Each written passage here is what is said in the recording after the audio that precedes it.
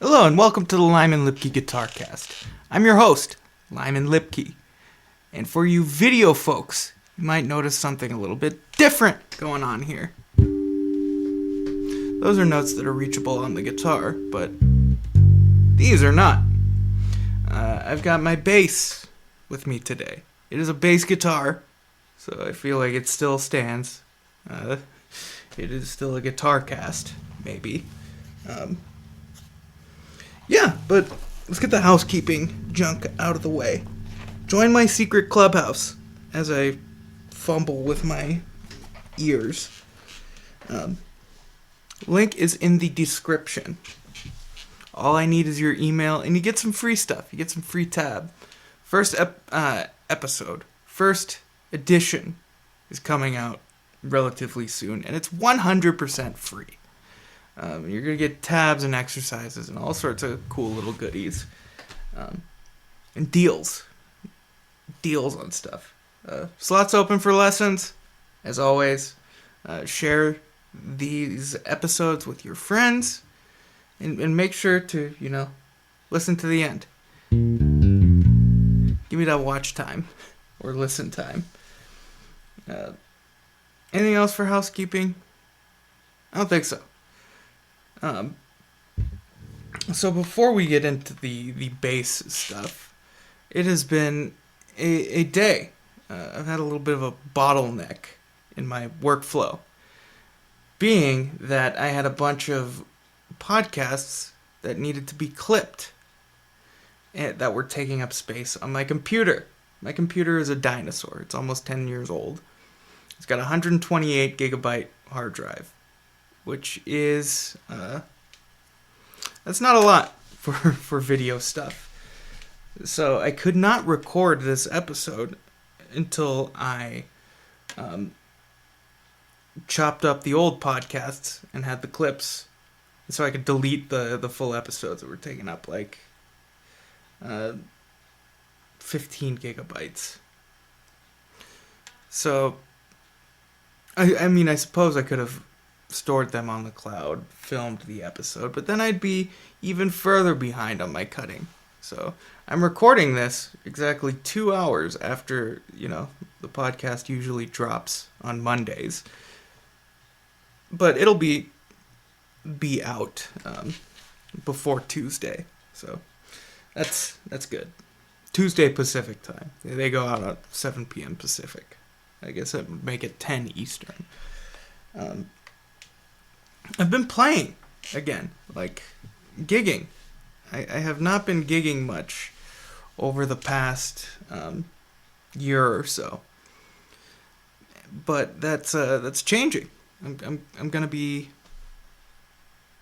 gigging more often, which is nice. A side effect of that is when I get hired, I usually get hired on the bass, because that's what I did before I convinced the internet that I was a guitar player. Which, thank you for that. You've given me some credibility to my friends who will actually hire me for guitar stuff now. Because, my friends are like, oh, you play guitar? That's cool. No, you don't. You're a bass player. You're going to be a bass player forever. It's fine.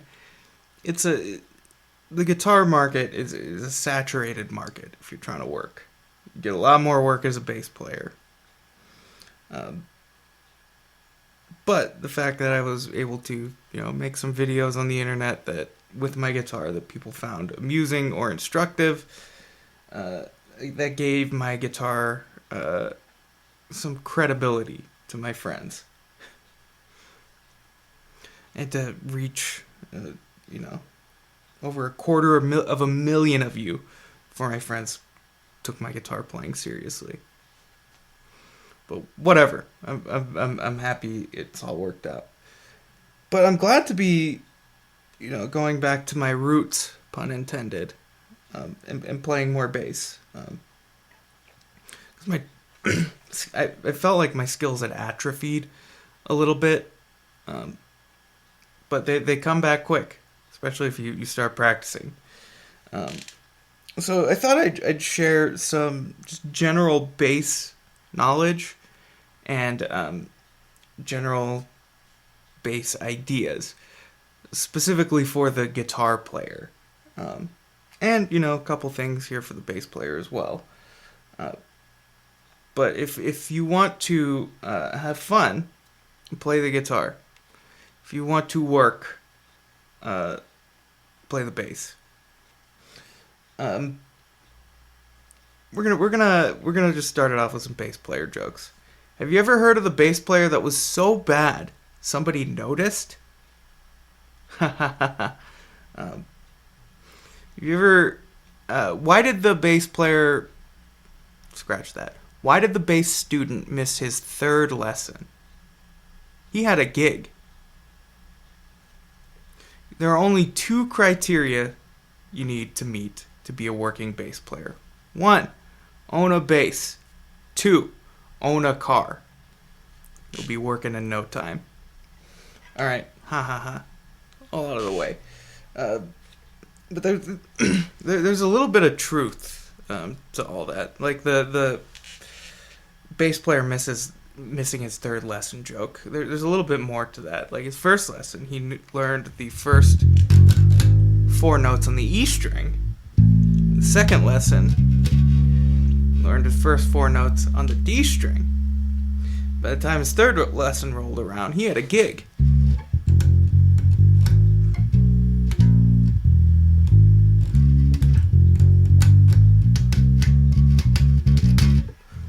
I mean, there's a lot you can do in the first major sixth available on the bass.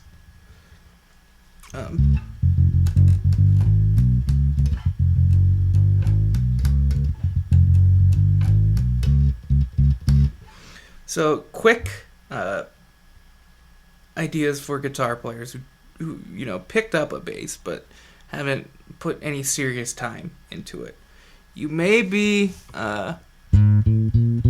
tempted to go 1 finger per fret down here in the low part of the bass. That is ill-advised, especially if you don't have monster hands. The audio-onlys can't see, but my first finger is quite stretched back to reach the first fret. And that's not how most people are going to try to reach the first fret. They're going to try to do it, every finger stretched equally, and then the wrist ends up getting bent, which is not good. I have gotten in multiple arguments on the internet. That should be a segment by now. Multiple arguments. About keeping a straight wrist. I took that from Adam Neely. That's the one piece of advice he gives to every prospective bass student. Keep a straight wrist. You'll avoid injury. And what's more, we can stress test this immediately. Hold out your arm. Grab your forearm with your right arm, or whatever you fret with. Hold that out. Grab it with your plucking hand. Wiggle your fingers. Feel what's happening with the straight wrist. Now bend the wrist. Feel what's happening. Everything's working a lot harder. Everything's working a lot harder. So, why do you want to work extra hard? Just straighten the wrist. One of the arguments that I heard was, you're hurting yourself in the long run because you need to build strong fingers. What does that mean? Strong fingers how? Where are your finger muscles? I had a student that was a doctor, a physiologist. And so, after the lessons, I was always, grilling him about, what does this thing do? Your finger muscles are in your arm. They're in your forearm. Your finger muscles aren't in your finger. I mean, I don't see very many muscle. I don't feel very much muscle here. I feel bones and fat. Not a lot of fat. There might be a muscle here. I don't know about the human body. I have one. but I don't know much about it. So the straight wrist, like, that's not going to impede your finger strength. Like, what you talking about, grip strength? If you're gripping, you're already completely lost. You're going to get tired. Or you're going to build stamina and stress your entire hand out, which will lead to injury. It is not making things easier in the short term and harder in the long term. It's quite the opposite. Actually, it's not even the opposite. It makes things easier in the short term and the long term. And you'd think this is like boomer behavior, like old person behavior. It's always the young folk who are combative about this. And that's usually because they haven't hurt themselves yet. Like, if you look at old players, old, very, very good players, their wrists are straight. Because they've been playing forever. They may not have always been straight, but if they got hurt and had to, relearn their technique, their wrists are usually always straight. If you look at Jocko performing, he had a straight wrist most of the time. I know there are, like, a lot of pictures of him with the real bent, cocked wrist to get these crazy, like, stretches and stuff like that. But his default position was straight-wristed. I don't know why I give any of these arguments, like, any credence. Maybe I'm a little bit like Sheldon from The Big Bang Theory. I cannot stand people being wrong. And so confidently wrong. And if I'm wrong, like, I would rather look for, instead of trying to poke holes in somebody else's argument, look for the holes in my own argument. And I'm happy to be, corrected, as long as you're, kind of nice about it. That's the thing. Like, I'm never trying to, at first, correct somebody by being a large Richard. But the moment large Richardry comes my way, like, flips a switch. I'm like, okay, I gotta win this argument. I'll grow out of that at some point, hopefully. So that's tip number 1. Keep a straight wrist. That's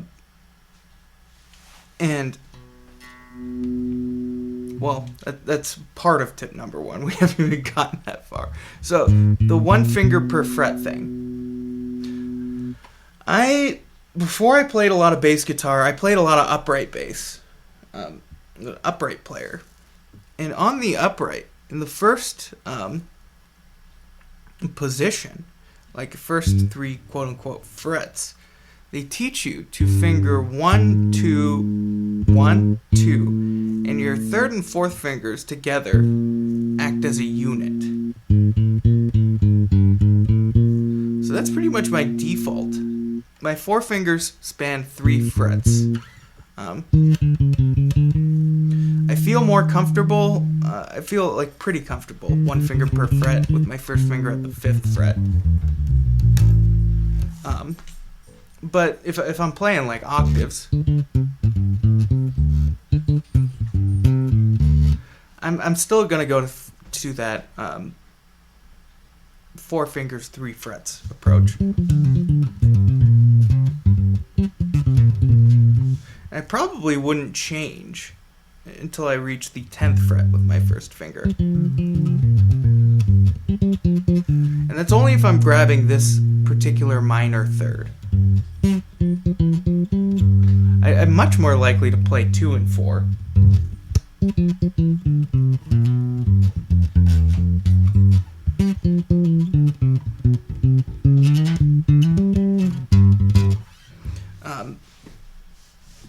This is probably like a holdover from the upright thing. Your hand will thank you if you just, do this. These are your 3 fingers.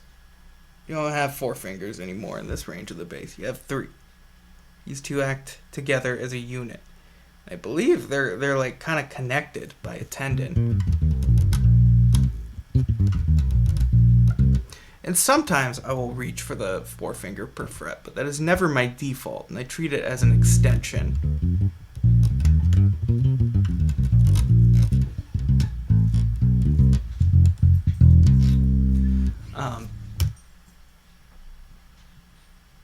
Yeah, straight wrist, 3 fingers. That will keep you away from hurting yourself. Just make everything like a little bit easier on you. These are thick boy strings. I believe these are mediums, so 45 is the high G string. It's a 45 gauge string. If you play 10s, your low E string is a 46 on guitar. So that might be something that you need to get used to as well. One thing that I do is I actually use gravity to help hold the strings down. And I do the same thing on guitar as well. My neck is angled at almost a 45 degree angle, like almost pointing towards the ceiling. When my finger makes contact with the string, I can just let my arm relax a little bit, and it's holding down the string, so I'm not squeezing. People who squeeze often usually haven't played a 4-hour gig. And I played my first 4-hour bass gig in quite some time, a couple days ago. Didn't blister, which is good. So that means my right hand calluses are coming back. It happens quick. Like, I'm surprised at how quick it happens. Like, if I was to play the upright for any meaningful length of time, I'd be hurting. But if I played for that same meaningful length of time for 2 weeks, I'd be good to go. One thing that I do a lot of on the bass that I don't do so much of on the guitar is I utilize the open strings where I can, especially in keys like F and B flat.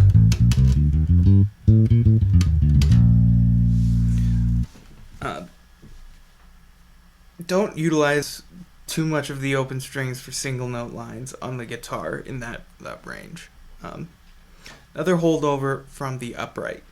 That's just part of the tradition. Like, you play open strings when you can.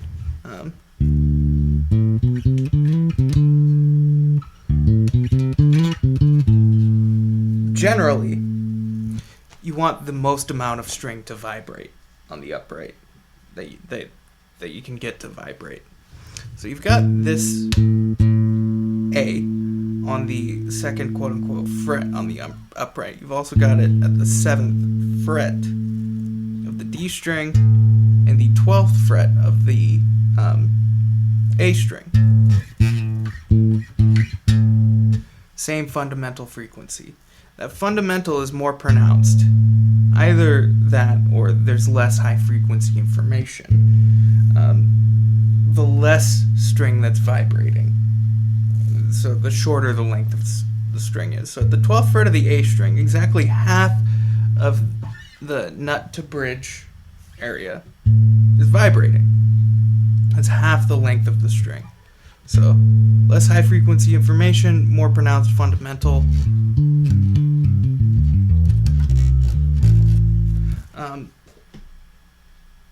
That's a lot for the upright. Sometimes we want that more pronounced fundamental. If I'm playing like a little bit of a funkier tune,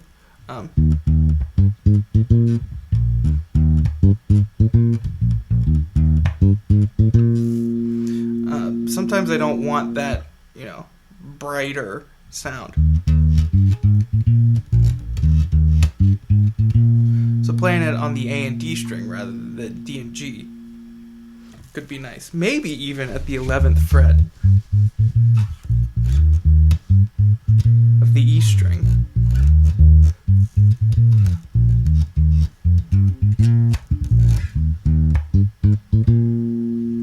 Lots of these little details to think about when playing the bass. And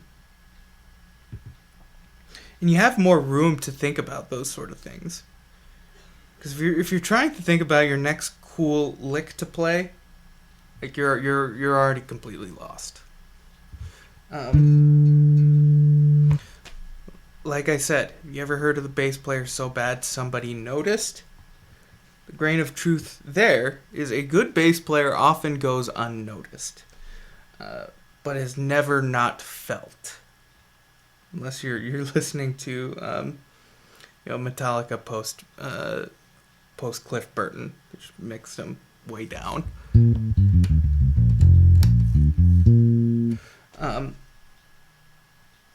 So I'm thinking a lot more about the timbre of my note.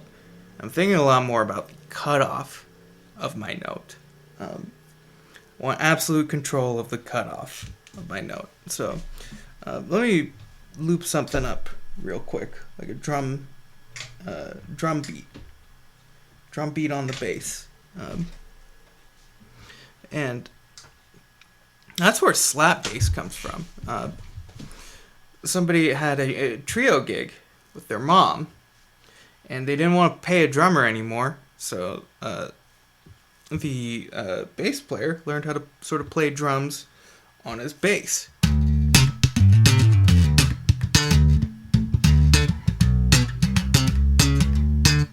That man was Drake's uncle. Seriously, Larry Graham, of Graham Central Station, Sly and the Family Stone, like very prolific bass player, who spawned Drake. And if I say any more, like maybe Drake will get in a beef with me, but I ain't Kendrick. I can't destroy him like Kendrick did.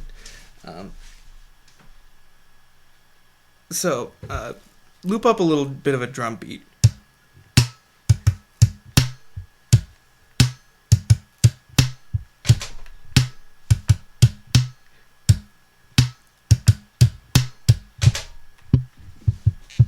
Alright, so I'm going to play a simple line.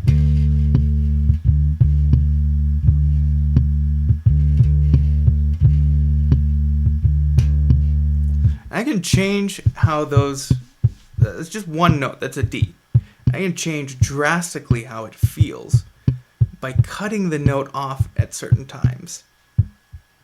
So check this out, I was just playing through, but now I'll start adding cutoffs.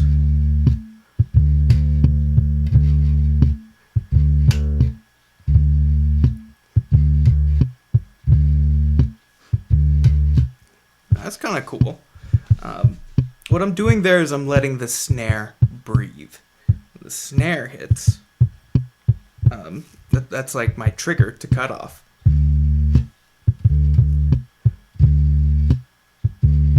Versus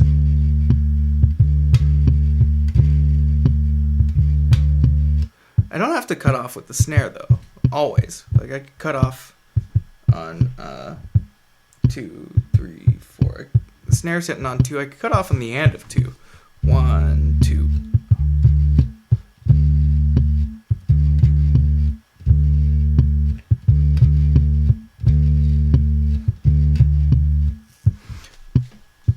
Do I think that feels better or worse?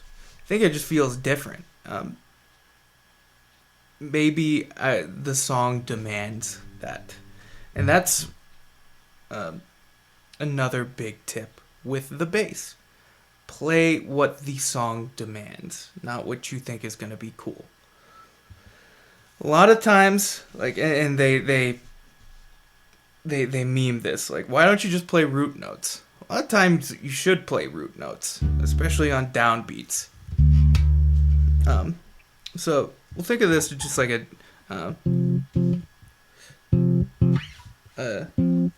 D minor sound.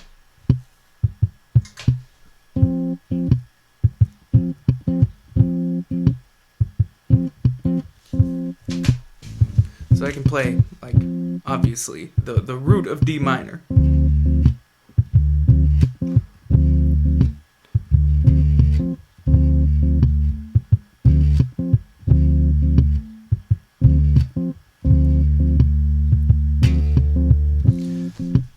Let's go back to that original bass line. Cutting off on 2 and 4.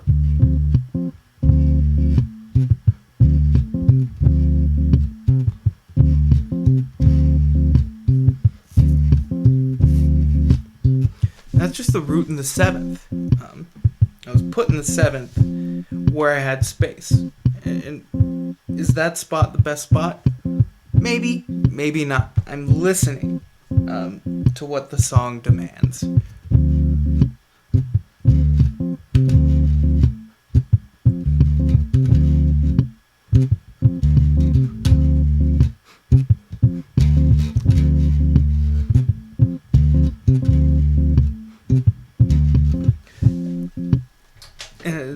It's hard once you start thinking about it. That's what we practice for. We practice these things. So we have them available at a moment's notice. Another thing that's cool that can add to the feel of a song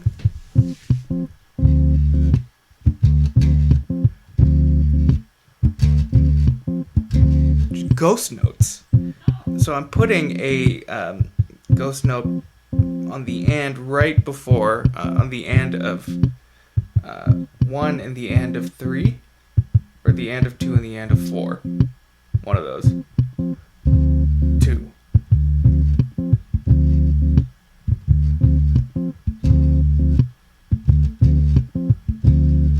There's another thing I did there. On those 2 eighth notes, I played the first one short.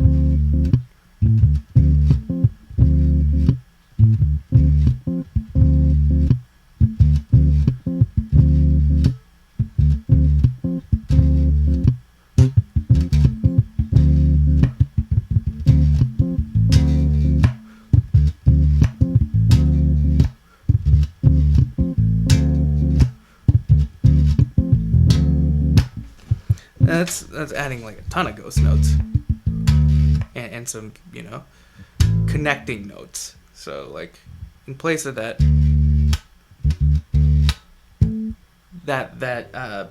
ghost note on the and of 4, I could play a connecting note like a 4th below or a 5th above.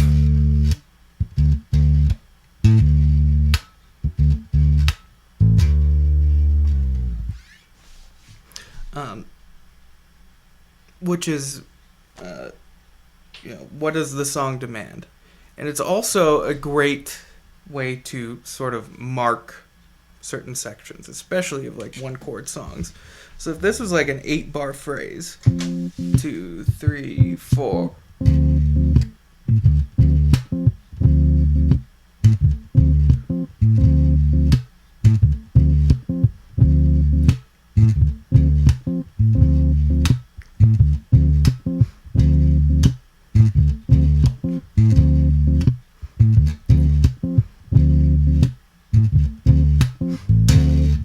I don't know if that was 8 bars, but the last one, before the phrase turns over, I hit the lower note.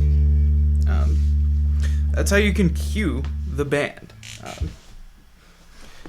A good friend of mine, Todd Johnson, watched a video, and I'm gonna do another bass podcast, so I'll get further in depth. He's one of those guys where when you hire him, like if you're another instrumentalist, drummer, guitarist, pianist, what have you, you sound better, and you don't know why. It's because he's marking the form. You're less likely to get lost if you're playing with a guy like him. And you have no idea why, but they've studied these things, and they're setting it up. Like they're setting you up for success. Like I had a lot of, when I was playing bass for my buddy's band, Ryan David Orr, I had a lot of sort of things that I would do to like cue like that we're moving to a chorus. Uh, uh,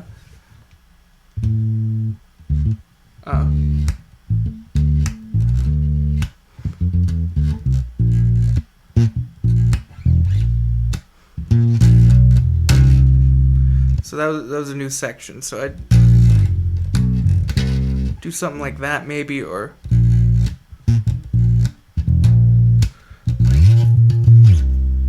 slide up an octave. It's a great little trick.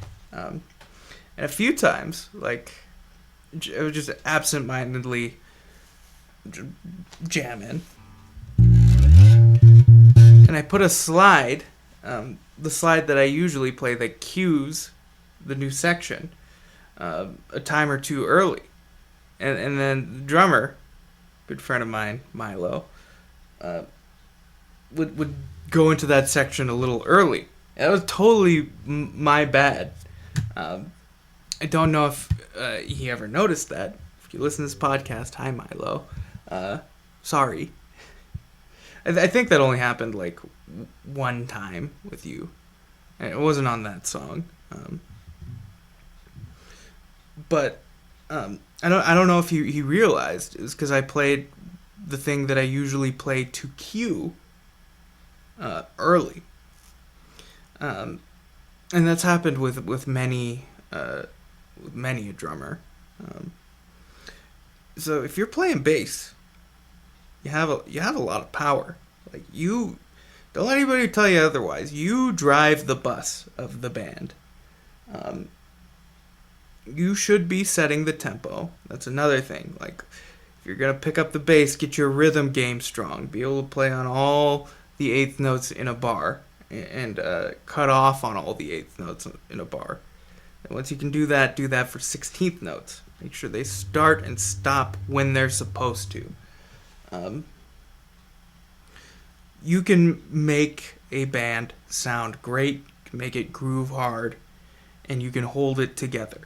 To the point like where